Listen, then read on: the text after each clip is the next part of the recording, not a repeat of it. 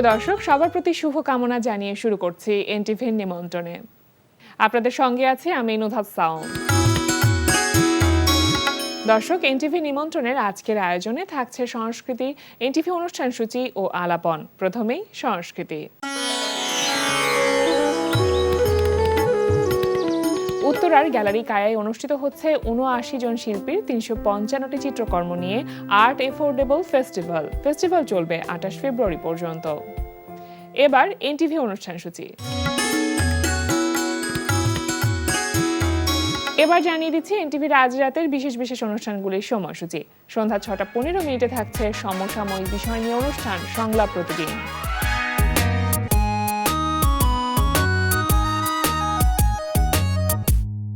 রাত ১১টা ৩০ থাকছে টক শো এই সময়।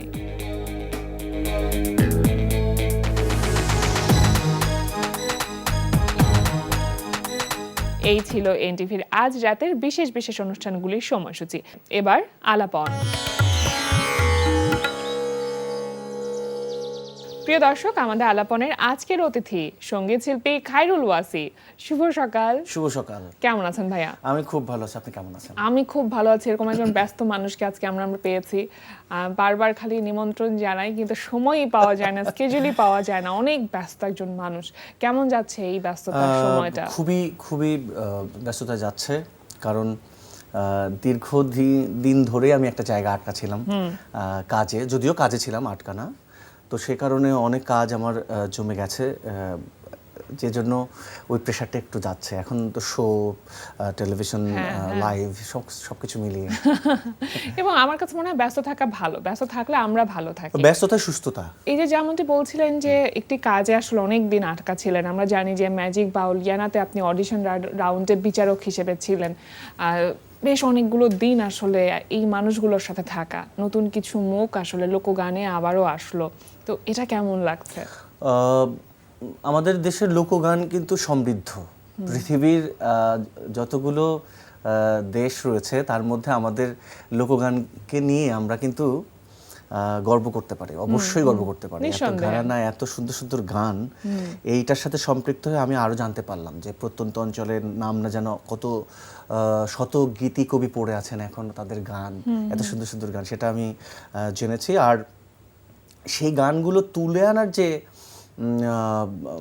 মেইন যে দায়িত্বটা যেটা করেছে কর্তৃপক্ষ, আমি তাদেরকে সাধুবাদ জানাই, ধন্যবাদ জানাই। আর যারা এখানে কন্টেস্টেন্ট হিসেবে ছিল, ওরা খুবই দুর্দান্ত মানে গান গায়, আর এক একজন এক এক রকমের। তো সেই সাথে আমার যে অভিজ্ঞতাটা, আমি আসলে খুবই মানে একজন আবেগী মানুষ অবশ্যই, আর লোকগানের মধ্যে যে ঘরানা দেখেছি আমি, এই গানগুলো যদি প্রচার হয় সঠিকভাবে, আশা করছি যে আমাদের লোকগান আরো সমৃদ্ধ হবে। আচ্ছা, তারা যখন গান গাইতো, যখন পারফর্ম করতো বিচারকদের সামনে, তখন মনে হয় যেহেতু আপনি নিজে একজন বিচারক এবং তাদেরকে আসলে গ্রুম আপটাও করেছেন, সুতরাং সেই জায়গা থেকে আপনারও কি একটু ভয় ভয় কাজ করতো? আসলে ভয় জিনিসটা থাকা ভালো, মানে সেটা মানে ইনারলি যে ভয়টা থাকে না, ওই ভয়টা আমি মনে করি থাকা ভালো। কেন? কারণ কাজের প্রতি সিরিয়াসনেস থাকে, যত্নশীল হয় কাজের জন্য। রাইট। এবং আমাদেরও মার্কস ছিল আর কি। আমরা তিনজন যখন মেন্টর জাজ হলাম, আমাদেরও 100 মার্কস ছিল এক একজনের, এবং আমরা তাই দিয়েছি। যার মানে মেইন যে বিচারক ছিলেন যখন ওনারা, পার্থ দা, সুমি আপু এবং শফি মন্ডল গুরুজি, তো তিনজন সাথেই আমরা মার্কিং করেছি। এবং অদ্ভুত একটা বিষয় যে অনেক সময় মেইন জাজেস একটা ছিলেন, ওনাদের সাথে মার্কস মিলে গেছে, আমার অনেকবার মিলছে। আমি মানে এটা অদ্ভুত বিষয়, এই ভালো লাগা। তো আমি মনে করি যে ভয়টা থাকা ভালো। এর আগে নতুন কুড়ির বিচারক হিসেবেও আমরা আপনাকে দেখেছি। তো এই যে বিচার কার্য, এটা তো একটা কঠিন কাজ। বিচারক হিসেবে নিজেকে আসলে যে আবিষ্কার করার ব্যাপারটা, এটা আসলে কতটুকু উপভোগ করছেন? হ্যাঁ, আমি যখন বাংলার গানে কম্পিটিশনে ছিলাম, তো ওখানে ফার্স্ট রানার আপ হয়েছি, আমি তখন ভাবতাম যে বিচার কাজ কিভাবে করে, মানে এটাও একটা শিখবার ব্যাপার আছে। হ্যাঁ, অবশ্যই।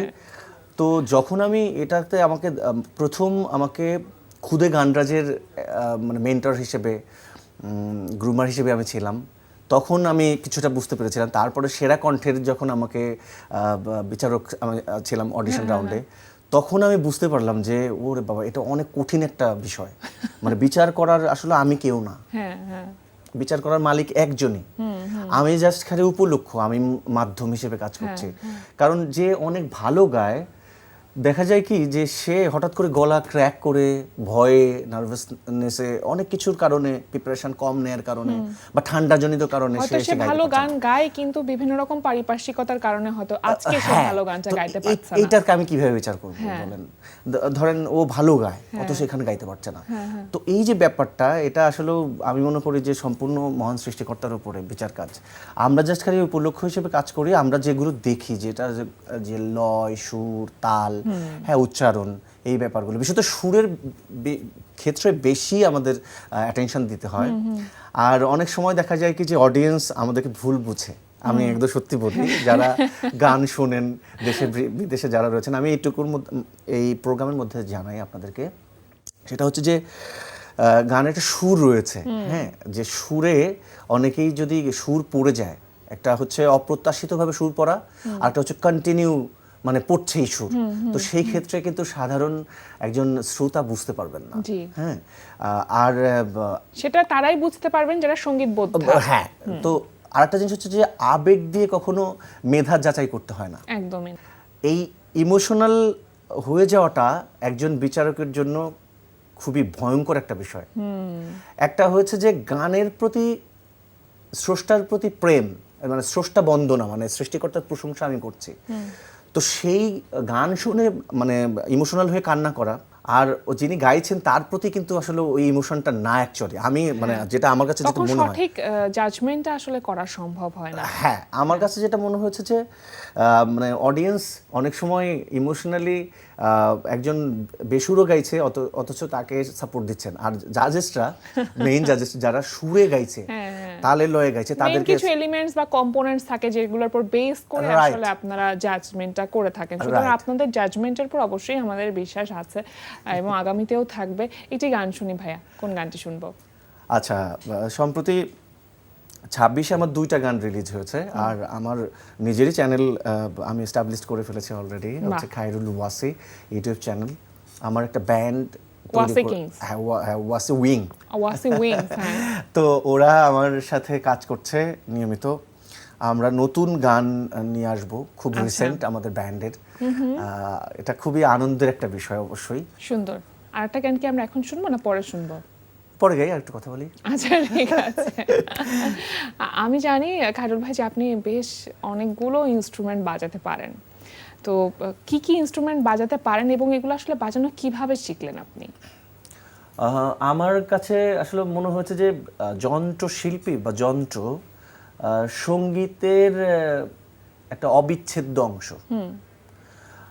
সঙ্গীতের সাথে এটা না থাকলে সঙ্গীতটা যে পরিপূর্ণতা, এটা পায় না অ্যাকচুয়ালি। আসলে যে সুরের ঝংকারের সাথে যে যন্ত্রের যে ঝংকারটা, মানে রিদম বলি, স্ট্রোক বলি, এই সমস্ত কিছু মিলিয়ে হচ্ছে সঙ্গীত আমার কাছে মনে হয় যে পরিপূর্ণতা পায়। তখন আমি যখন আমি এটা মানে এটা অনুভব করতে পেরেছি আর কি, তখন থেকেই আমি একটু একটু করে লোকগানের ক্ষেত্রে বিশেষত যে এই খমক, হাত বায়া, কাজু, ঘুঙুর, তারপর একতারা, দোতারা, উকুলেলে যদিও না বাজালেও হয়, তারপরেও যে হয়ে গেছে আজকে যুগের ট্রেন্ড।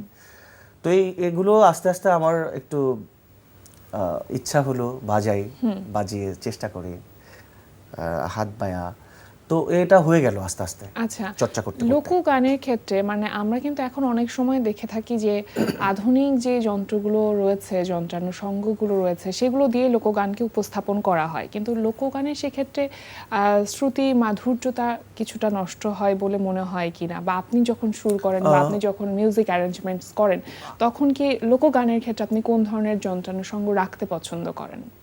আমার কাছে যেটা মনে হয়েছে কি যে পৃথিবীর যতগুলো ইনস্ট্রুমেন্ট আছে, তো সে ইনস্ট্রুমেন্টগুলোর সাথে লোকগান আমার মনে হয় কি যে ব্যবহার করা সম্ভব। আচ্ছা, সেটা ব্যবহারের মানে গানের ধরন অনুযায়ী।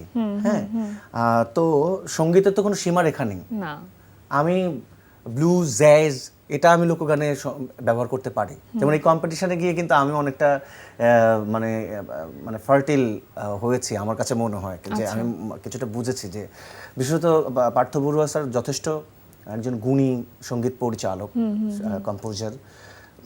তো সেখানে যেভাবে উনি ব্লুজ, জ্যাজ বা এই মিউজিক যেভাবে লোকগানের মধ্যে ইনভলভ করেছে, এটা যখন একজন ফরেনার মিউজিশিয়ান বা ফরেনার শ্রোতা যখন শুনবেন যে কি ব্যাপার, মানে ব্লুজ দিয়ে শুরু করলো, হঠাৎ করে বাঁশি, তারপরে দোতারা, তারপর এই যে ব্যাপারটা, এটা কিন্তু আমি আগের থেকেও ভাবতাম, আমি নিজেও ভেবেছি এরকম যে বেস গিটার এটা লোকগানে আনা সম্ভব গানের ধরন অনুযায়ী, আমার কাছে মনে হয়। তো এই বিষয়গুলো আমার কাছে খুব ইন্টারেস্টিং লাগে। আচ্ছা, মানে এই ফিউশন করাটা আমার কাছে মনে হয়, আপনাদের কাছে মনে হয় যে এটা ওয়ার্ল্ড ওয়াইড সবাইকে কানেক্ট করছে। অবশ্যই কানেক্ট করার মতোই কিন্তু, এবং সময়টা কিন্তু চলে এসেছে তাই। সেটাই আমি একটু জানতে চাইবো যে বরবাদের পরে খায়রুল ওয়াসির একটা ভিন্ন রূপ আমরা দেখেছি, তো সেই জায়গা থেকে কি মনে হচ্ছে যে নিজের কাছে নিজের প্রত্যাশাটা অনেক বেড়ে গেছে, বা শ্রোতাদের প্রত্যাশাও আপনার কাছে অনেকটা বেড়ে গেছে? একদম হয় কি যে ভালো একটা প্রোডাকশনে কাজ করতে গেলে মানে করার পর বা ভালো একটা গান মানুষ শ্রোতা যারা নিয়েছেন আর কি সুন্দরভাবে নিলে তারপরে নিজের সাথে একটা কম্পিটিশন তৈরি হয়। এটা আমি নিজেই তৈরি করে দেই, মানে আমার কাছে মনে হয় কি যে এরপরে আমি নিজেকে ছাপিয়ে যেতে হবে। একদম, কি ভালোটা আমি আনবো, কি ভালো গান আমার শ্রোতাদেরকে আমি দিব। এই বছরটা নিয়ে পরিকল্পনা কি? এবছরে আমার বেশ কিছু গান বিভিন্ন প্ল্যাটফর্মে আসবে। বিশেষত আমি তো একটু আগেই বললাম ধ্রুব মিউজিক স্টেশনের এটা একটা দারুণ একটা কন্টেন্ট আমরা দিতে যাচ্ছি আমাদের ব্যান্ড সহ আর কি। আচ্ছা, আর নতুন নতুন আরো গান আসবে, যেমন এক জীবনের ব্যথা আমার হচ্ছে সুর করা, সঙ্গীত পরিচালনায়, সঙ্গীত আয়োজন করেছে প্রীতম চন্দ্র, আমার ছোট ভাই, একসাথে আমরা কাজ করি। এস এ হালিম ওনার লেখা, এক বড় ভাই। তো এটা আমার খায়রুল ওয়াসির চ্যানেলেই আসবে, এক জীবনের ব্যথা শিরোনাম এই গানটি। বাহ। আর কিছু সিনেমার প্রজেক্ট, দুটি সিনেমা রানিং কাজ করছে, গান সেটা যখন রিলিজ হবে তখন আমরা সেগুলো নিয়ে কথা বলবো। খুব ভালো থাকুন খায়রুল ভাই, সবসময় আমরা আপনাকে হাসি খুশি দেখতে চাই, পছন্দ করি। আপনি আমাদের অনেক কাছের মানুষ, প্রিয় মানুষ, এবং আমাদের আমন্ত্রণে সাড়া দিয়ে যে সবসময় আসেন সেই জন্য কৃতজ্ঞতা বোধ করি। আর সবশেষে আপনাকে ধন্যবাদ, সবসময় ভালো থাকবেন, শুভকামনা রইল। আপনাকে অসংখ্য ধন্যবাদ। আর কথা বলতে খুব ভালো লাগে, কাজের কথা। আর এনটিভিকে ধন্যবাদ, সম্মানিত প্রোডিউসার, আপনাকে অনেক ধন্যবাদ আমাকে আমন্ত্রণ করার জন্য। সবাই আমার জন্য দোয়া করবেন, ভালো থাকবেন। অবশ্যই। প্রিয় দর্শক, আমরা চলে এসেছি অনুষ্ঠানের শেষ প্রান্তে। অনুষ্ঠান সম্পর্কে আপনার মতামত জানাতে মেইল করুন ntvnimontrone@ntvbd.com।